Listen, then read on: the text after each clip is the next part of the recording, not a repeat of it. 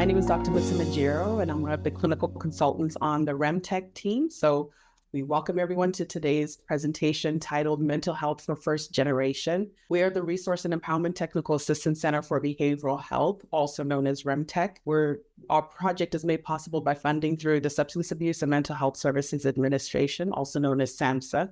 We're excited to have you all join us today, and please note that this webinar is being recorded so that we can post it on our website and YouTube channel for others to be able to access at a later time. So do be mindful to not share any information that may be confidential.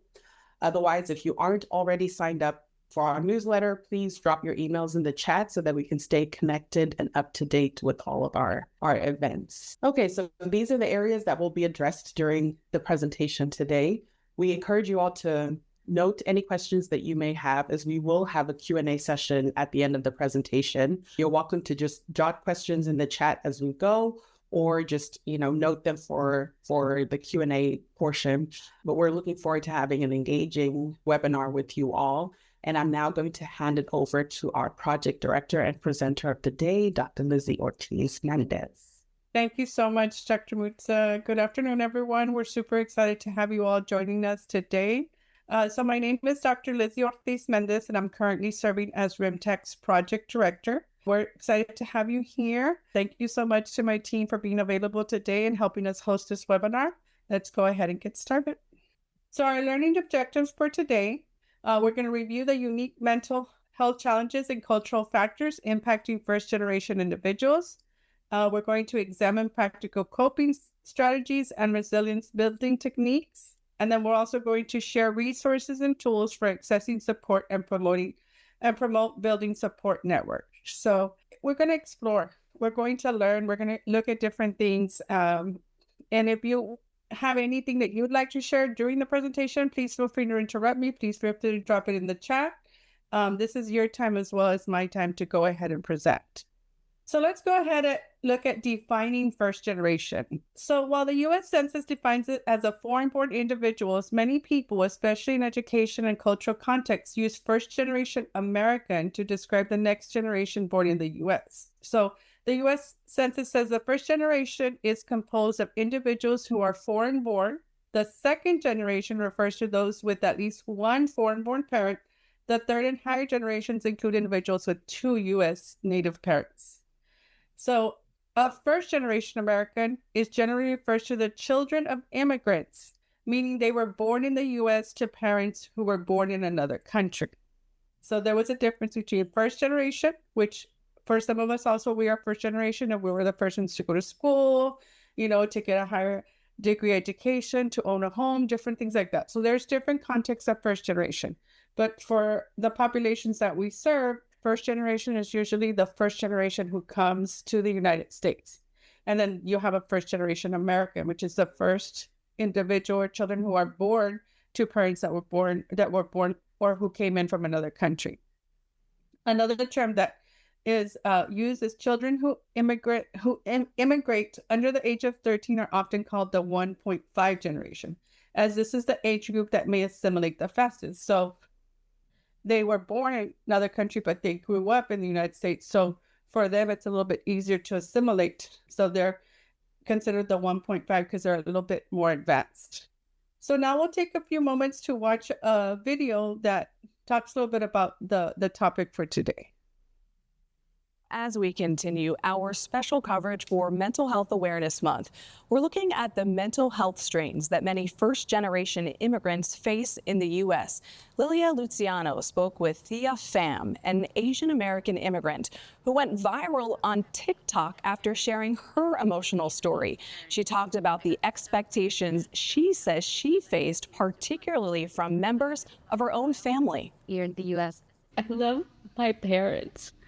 But there is no boundaries because I am just a wallet now. It was a moment of vulnerability. I am the retirement fund for 27-year-old Thea Pham that resonated with millions on TikTok.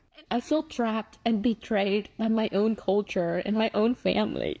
Pham is a first-generation immigrant from Vietnam. She came to the United States when she was 15 after getting a full scholarship to a boarding school. What was the plan when you started applying to these scholarships? My parents struggle a lot financially. My whole job in the family was to focus on education because that is the way we lift ourselves out of poverty. So that's a lot of the expectation is put on myself. Pham went on to get her PhD in neuroscience from UCLA. She's now a biotech venture capitalist.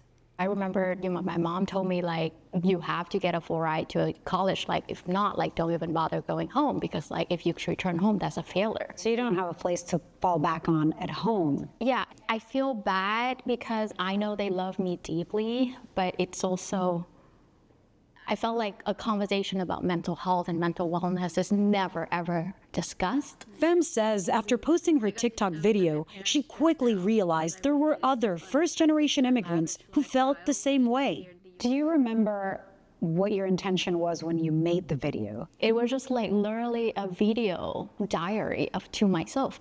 I had like 20 followers, then I was nobody, and I posted this video at my most vulnerable moment. And then all of a sudden, I woke up to like millions of people and I was freaking out. What did it feel like in that morning after? I felt so much shame because I love my parents so much, and I felt like I was bringing dishonor by sharing my struggle. And I read all the comments and I realized, like, oh my gosh, like I was not alone. Hundreds of thousands of people commented on her video with their own struggles, which left Pham wanting to learn more about their experiences. I'd love to meet you. She created multiple Zoom town hall meetings where first-generation immigrants like her could share their stories together. May Champion was a participant. I felt it deep, like I felt her tears. Champion immigrated from Hong Kong when she was 5. I think we all just feel better at the end of the day hearing that, we're not the only ones, we're not alone. Vanessa Peza is a licensed trauma therapist. It is a very brave step to be so vulnerable and to be so open, because in a lot of different families, I think across the board, that's not necessarily something that's encouraged. But one thing that it does is it almost gives other people permission to start to speak up about their own experiences. Pham says she's still working things through with her parents, but her validation in life no longer comes from fulfilling expectations. What is success to you? Success is no longer surviving. It's thriving. Like, I want to thrive, being myself and have a fulfilling life. I think taking care of yourself and leading a life that you envision you to live would be so much more fulfilling. For CBS Mornings, Lilia Luciano in Los Angeles. So we see this video, we see these struggles that she had as a first-generation immigrant, and how it affected her mental health and the challenges that she had, particularly being torn, right, between new opportunities, but then still having that connection and that responsibility back at home. And so imagine when you're working with your clients and they're discussing with you the way that she was discussing in her video, how it affects her, how she feels, being a first-generation immigrant. So we'll go ahead and go into what are the unique mental health challenges impacting first-generation individuals. When doing my review and research, we're pretty familiar, right? As providers, we've been working with clients for a while. We're pretty familiar with some of the things that we expect to see, right? When we get a recent immigrant, a new arrival, a refugee, an asylum seeker, we know that there's going to be PTSD and trauma. The trauma that they had, whether they came because they were escaping something from home country or they experienced, war, natural disasters, the things that motivated their journey, their immigration to the United States. Then we have the experience of their journey. Some of these individuals, go through horrific experiences just trying to get into the country. And so we're familiar with that, right? With the trauma and PTSD that comes with that. And then now the demands, right? Now them dealing with the past trauma, and now the demands of being in a new country, of, still having that responsibility. So you'll have the mixed feelings, they'll be excited to be in a new area, but they miss home, or they are finally happy and content. They're safe. They have a new environment. They have food. They have, their basic needs are met. But there's always that fear. Is this temporary? Is this, something that's not going to last? You'll also have acculturation stress, the conflicts of values of their home culture with those of the new society. We know that a lot of the clients that we work with have that really strong religious background. And then sometimes it's hard if you have to work every single day and not have time to go to church or not have time to do the required prayers for your religion. And so those are some of the unique things that they face. And then there's the isolation. Being in a new area, they might not always have somebody that they can rely on who understands them. Or they're expected to be so self-sufficient because they made this journey. They're here now, that they may not have the ability to go out and make friends. They may not have the time. A lot of immigrants come for the opportunities of studying, working, and all of that takes a lot of time and takes that out of you. And you may not be as close to those in home country. It's expensive to reach out to home country. Phone calls, mail, all of that, adds up. And then there's also the mental health stigma. Mental wellness, behavioral health, those types of things are usually not seen in other countries as things that are important. It's understandable if you have a cold, you go to the doctor and you get treatment for that. But it's not always if you're having, crying spells, or if you're having sleepless nights. Those may not be things that you go out and you seek care for. So this is usually not discussed with migrant families. Next slide. So we have the cultural factors that impact first generation. We have systemic barriers. Let's face it, the legal status, what did they come in through? Are they applying for a certain type of visa? Those are some of the things that you may encounter when working with your clients. There's racial discrimination and unrealistic expectations. Unrealistic expectations can come from both sides. It can be while they're here in the United States, we expect them like, okay, you have everything you need. You have food, water, shelter. Okay, now it's time for you to, start thriving and being successful. But they're still dealing with homesickness, or they're still dealing with their loss of, cultural identity. And then also in home country, they may have unrealistic expectations on them as well. Of, you can work, you can go to school, you can do all this without giving them time to rest, relax, be an individual. There's also family dynamics that affect recent immigrants. Children or parents may travel alone. So that means that family separation. Some are left in home country, or children may come here on their own. Their parents are left in home country, or vice versa. Older siblings or grandparents become primary caretakers, and that might not be a role that they were ready to take on. So when you're working with your clients, that might be something that that you're having to work with them through that. How to become a parent, or how to how to identify that they do miss their children back in home country, or that they do miss their parents back in home country. Other unique stressors, issues such as cultural and language barriers, financial pressures, and navigating new things. Whether it's, now they're in the United States, maybe they're living in a big city where they have taxis or bus lines or trains, and that might not be something that they had ever experienced before. Not only that, now these, they may not be familiar, or may not have enough knowledge of the English language and all signs, or money, understanding how to manage money and making sure that it lasts you enough, and that you're still able to send money to home country, and that you're still able to pay your rent, buy the things that you need, maybe even buy the things that you want. And so those are some of the unique stressors that your clients may be facing. The shame of vulnerability. Speaking about struggles is generally seen as dishonoring or airing out dirty laundry. That is something that she pointed out in the video, right? She felt a release when she shared how she felt, but then the following day, when she realized how many people had seen the video, that in and of itself brought her some shame, because we don't talk bad, right, about our family members. We're not supposed to, especially those of us who come, from the smaller family, the knit.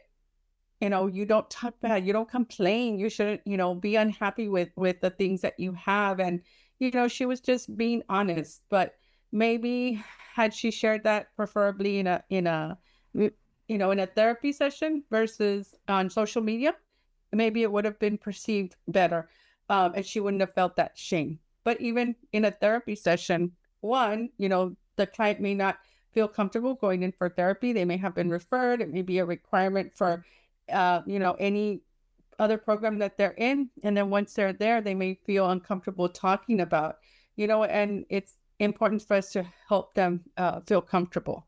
And then education and hard work. You must study and or work hard to be successful and help those you left behind. That is a very, very, very important cultural factor for those who migrate to the United States.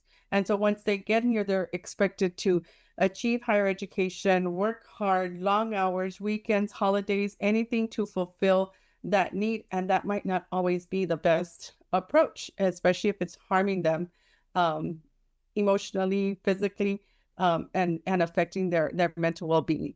So now what do we do? What do we do? We have this client that, the client has expressed to us, I'm not feeling good. I'm torn between going to school, working, and then still having to support my family in home country. What do we do? So one of the main things that helped in this video that we watched was that she connected with others. So those clients that you're working with, how can we connect them with people who have lived that experience? Somebody maybe in their family who came before them, or somebody in their community who came before them, that they're able to see those individuals as peers, mentors, who can guide them, who can give them that sense of support.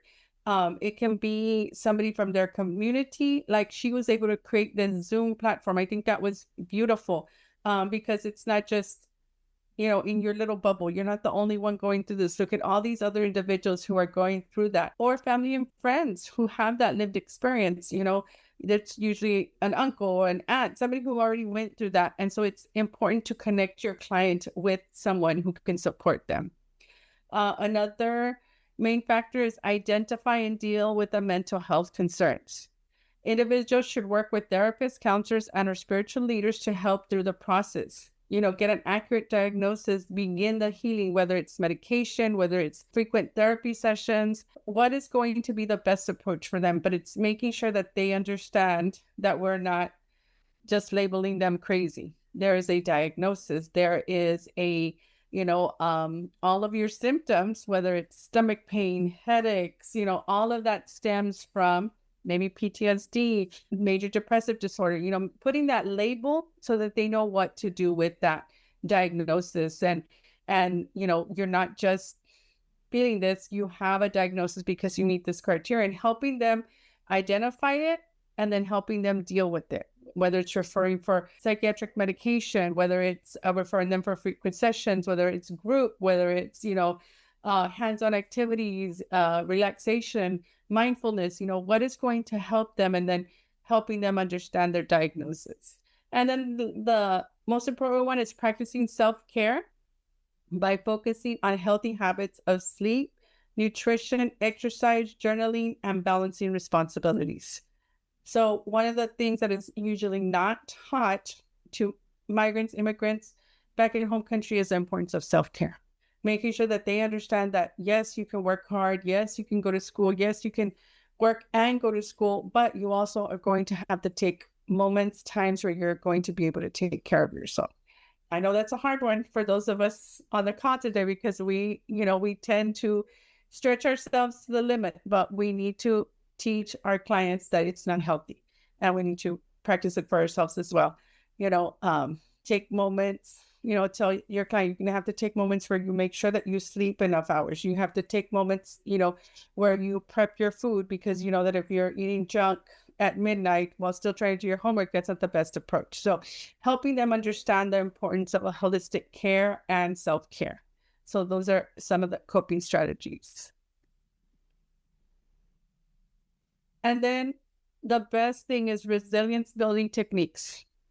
One of the things that they are wanting to hear is that affirmation that everything that you've gone through and everything that you've done, you are doing a great job. You are resilient. Look at everything that you've encountered. You just need a few more steps to help overcome these issues. So having that self-validation, the process is tapping into the power within, making use of the individual's grit, work ethic, and resiliency, helping them understand that what you're going through is normal.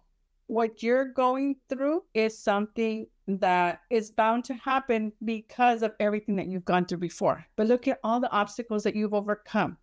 So that in and of itself will give them that validation that, one, I'm not just crazy. I understand that all of this has led to me now having some issues, but also you've gone through so much that we can help you get through this next stage. So just having that self-validation.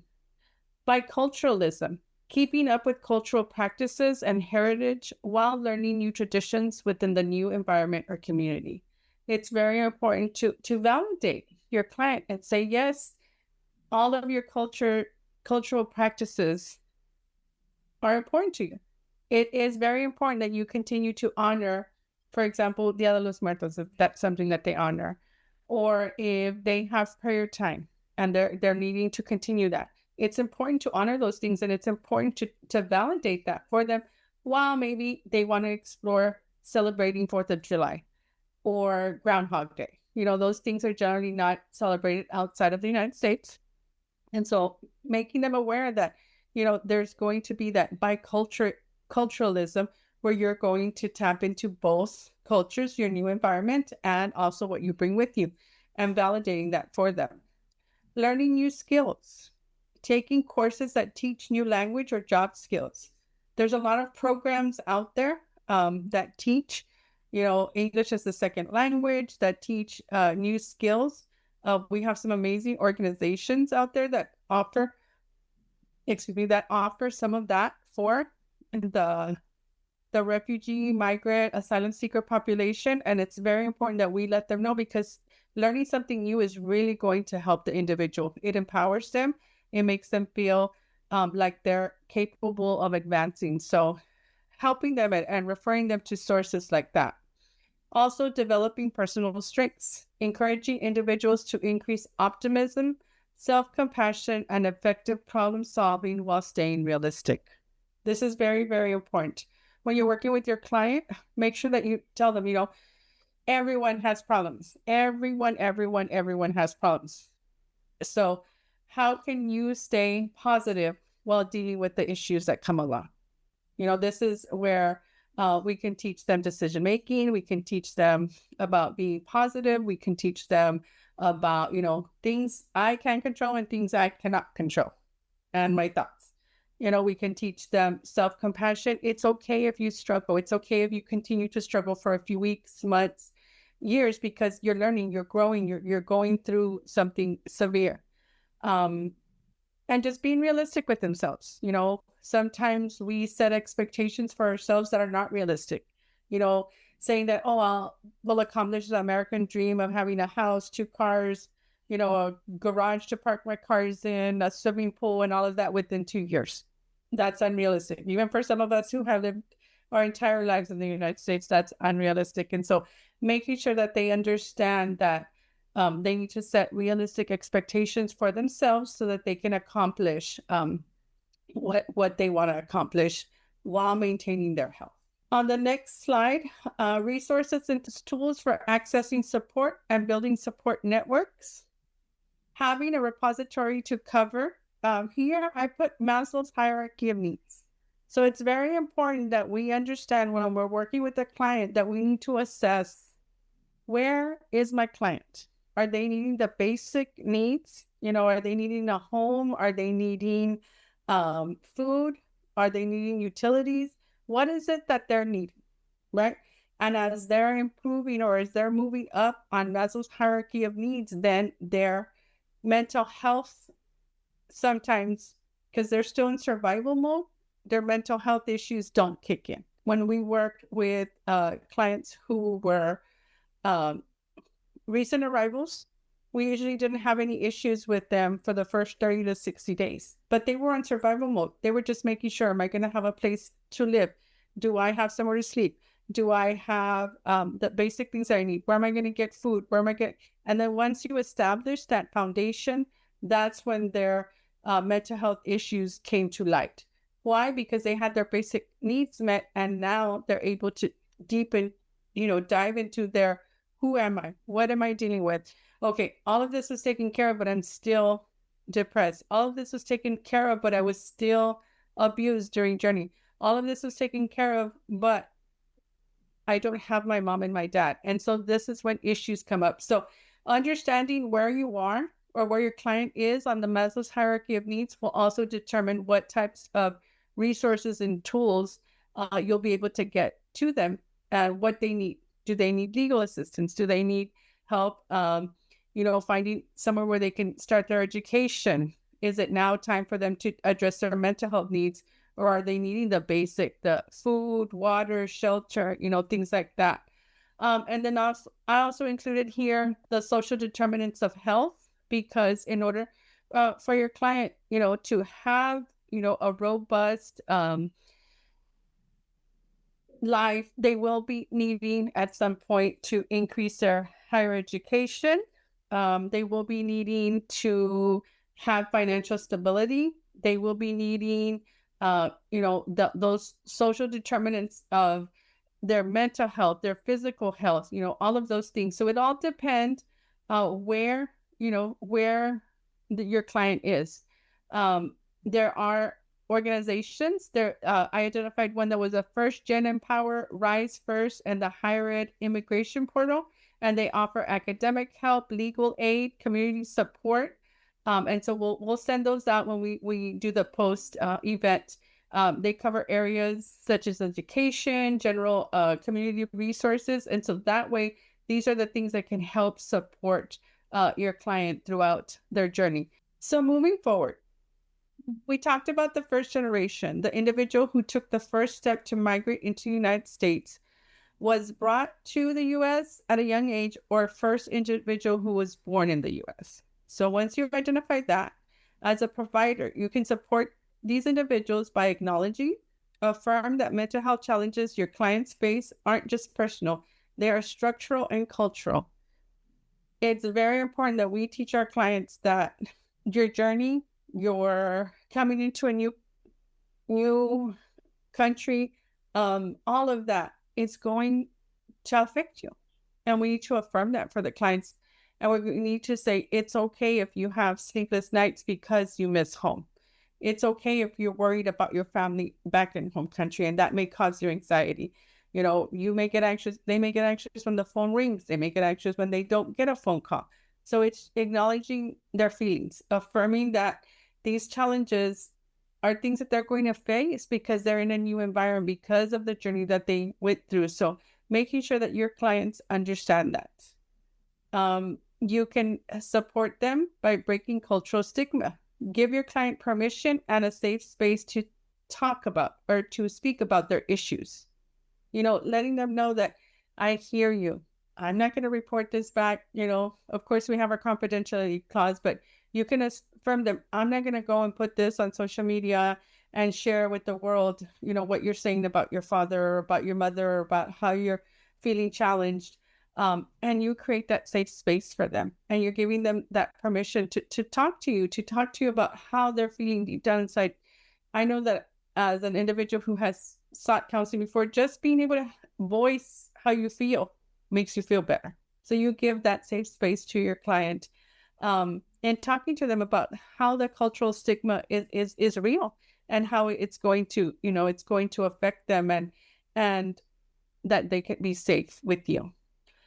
We also need to support individuals by empowering them. You create a vision of your client's life with healthy boundaries and prioritizing well-being. So you're empowering them. You're empowering them to make good decisions. You're empowering them to understand that taking care of themselves is just as important as sending money to home country. And then you can help them create that balance. how can you do that? How can you balance it out?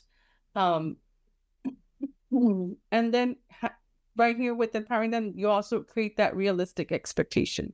Can you actually do everything that you've wanted to do? Are you setting yourself up for failure? So helping them see that.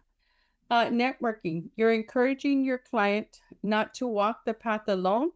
That help is just a connection away. So can you find them a support group? Can you find them something within their church or within a church or within a religious community that gives them that support, that help that they need? Can you in your practice create a support group because of the number of clients that you work with or because of the populations that you work with? Can you create that for your clients so that you can set them up for success with people who have walked the walk, people who have gone through the struggle? Or maybe you share your own personal story. You know, some of us on the call today, we went through that journey and we, worked with people who have gone through that journey, maybe helping them understand that it's possible, but it's going to take work. It's going to take time, patience, and taking care of ourselves. By understanding the unique challenges and manifestations in these populations, you provide more compassionate and effective care. Remember, the progress lies with them to continue to work on this. It's not just a one and done and everything gets fixed. It's how it affects them and how they continue to grow through this journey that they're with. And it's also tapping into the times when they've done well, when they've been able to, to go through things that help them. I recall a situation with a client that I was working with the biculturalism. She had moved from her home country, and in her home country, she only ate fruits and vegetables. So she made sure that when I was doing her assessment, that I continually wrote on all my assessments that she did not eat meat. And so I told her, we will honor that. We will make sure that you follow a vegetarian diet, da, da, da, da, da, da. So then we were having a 4th of July celebration, and I walk out to where they were seated, and then I noticed that she's eating a hamburger. And so I was like, I didn't want to interrupt her. I didn't want to go, whatever, but I saw that she was eating a hamburger. So I was like, oh no, maybe that's all they fed her. And then she couldn't say no, she ate it out of respect. Right. So my next session with her, I discussed it with her and I told her, I saw you on 4th of July. Was everything okay? And I saw that you were eating a hamburger. And she's like, well, that's what they were serving that day. So I decided to give it a try. I said, oh, that's good. You're exploring new things. And she tells me, I loved it. I had never had a hamburger before and it's the best thing ever. So, having them try things out, I validated the fact that she was, vegetarian and that she could still explore new things, but that biculturalism. And I told her, it's okay. It's okay for you to enjoy things from time to time. I love me a good hamburger too. I told her, especially like a nice grilled one.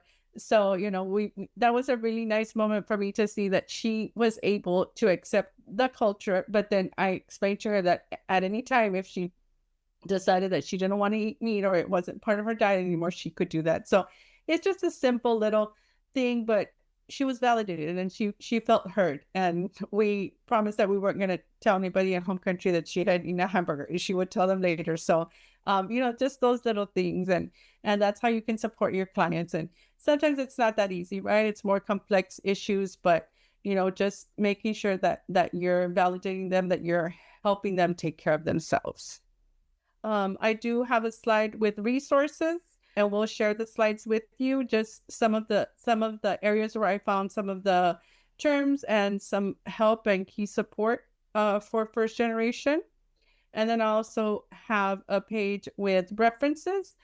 These references are some of the article and some of the research that I did to make sure that I was presenting to you the most updated information. I did download copies of these.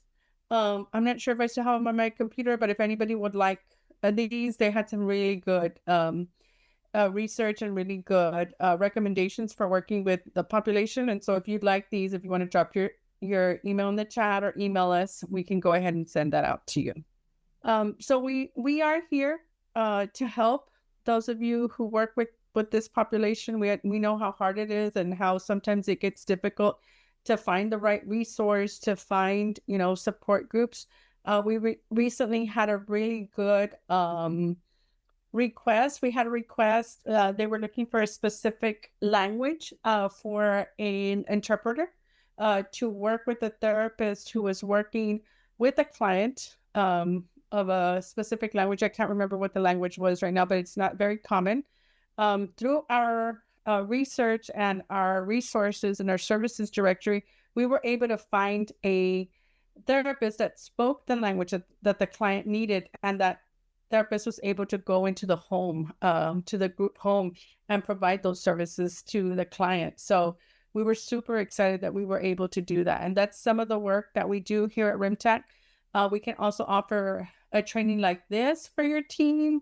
We also have a CEU accredited training that we could offer for your team. If you're needing that type of service, we understand how CEUs are very important. And of course, all our services are free of charge. So that's always a nice bonus. So we have here where you could go to our website. You would navigate to rmtac.org. You would click on the top right-hand corner where it says request consultation and technical assistance. And then you would complete the CTA request form, which is just your name, your email, and what it is that you're needing help with. We've been able to help with a lot of different requests. We've been asked for information on trauma-informed care. We've been asked to do coachings to organizations. We just did one this week that had almost 100 participants on it. So we were very excited to be able to do that. So anything you or your organization may need with your work with this unique population, please feel free to reach out to us. On our website, you'll find online learning modules. You'll find learning content. We have a YouTube, a LinkedIn. Please like and follow us so that you can stay up to date with the things that we're doing here at RMTAC. Since we are funded through SAMHSA, we would love your input. If you could please scan the QR code or follow the link that's going to be dropped in the chat. If you could take a couple of moments to fill out the survey questions. They're not that many and it's pretty easy. Please give us some real feedback. You'd like more like this or less like this, or if there's a topic that you feel that you would benefit from learning, drop it there in the evaluation. That way we can continue our work that we're doing here at RMTAC through SAMHSA. And anything that you need, please feel free to reach out to us. Thank you, thank you, thank you, thank you. We are at RMTAC help at rmtac.org. Please take the time to reach out to us if we can help you in any way.